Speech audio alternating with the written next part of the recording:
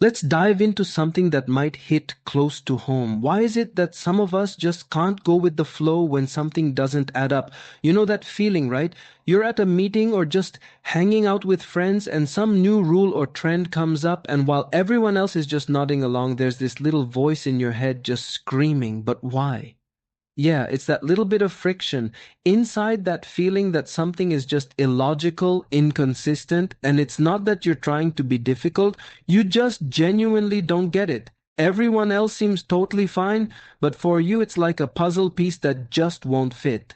So, to really get to the bottom of this, first we've got to talk about the default setting. For most people, that powerful and often totally unconscious pressure to conform.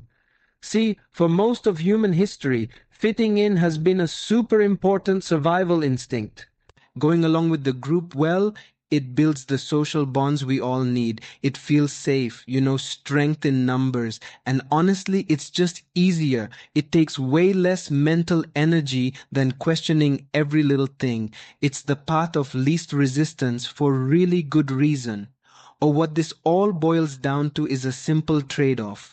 For a lot of people, the social reward of belonging feels way better than the intellectual satisfaction of being logically correct. The fear of being the odd one out is a lot scarier than just accepting an idea that might be a little off. Think of it like two different operating systems for the brain. The conformist mind is always scanning the room, asking, what's everyone else doing? What's the accepted thing here? But the independent mind, it's scanning the idea itself, and it's asking a totally different question. Does this actually make sense? And hey, if you're sitting there, recognizing yourself in that second column, while it's probably because your brain is just wired a little differently. And this brings us to the absolute core of what we're talking about. This isn't just a personality quirk or a phase. We're talking about a very real, distinct cognitive process. Believe it or not, there's a name for it: independent cognitive processing. It sounds fancy, but it just means your brain is built to logic first. It has this deep need for things to be consistent and to make sense on their own terms way more than it needs a thumbs you from the outside world. And let's be super clear, this is not a choice you're making to be defiant. It's just your brain running its primary program, which is to constantly search for logical coherence, popularity. It's just not a variable in that. So what does this look like in the real world? Well, you're probably the person who hears that's just how we do things and immediately thinks, but why?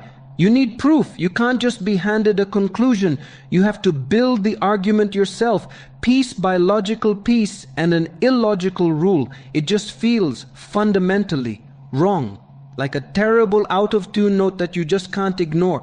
And get this, it's not just a different style of thinking. A whole lot of research connects this tendency with stronger analytical skills and, pretty often with higher measures of intelligence. Your brain is just doing some serious heavy lifting in the background, which brings us to the main motivation, the real engine driving this whole way of thinking: logic over popularity every single time. Okay, first let's just clear the biggest misconception out there.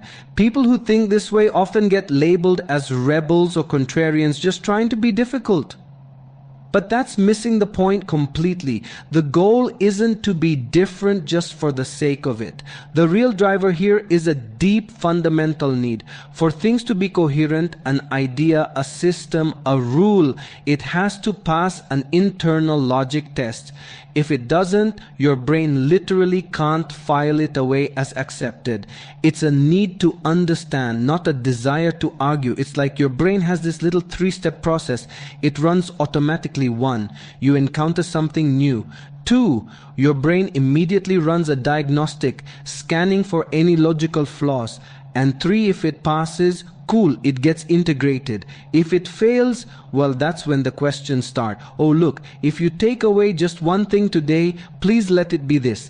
That little part of you that always asks why, that resists just following along blindly. That is an incredible cognitive strength. It is absolutely a feature, not a bug. Oh, I'll just leave you with this thought. In a world that is always rushing toward agreement, we desperately need those independent thinkers. Because when everybody is looking at each other for nod of approval, who's left to look at the actual idea and ask if we're even right in the first place?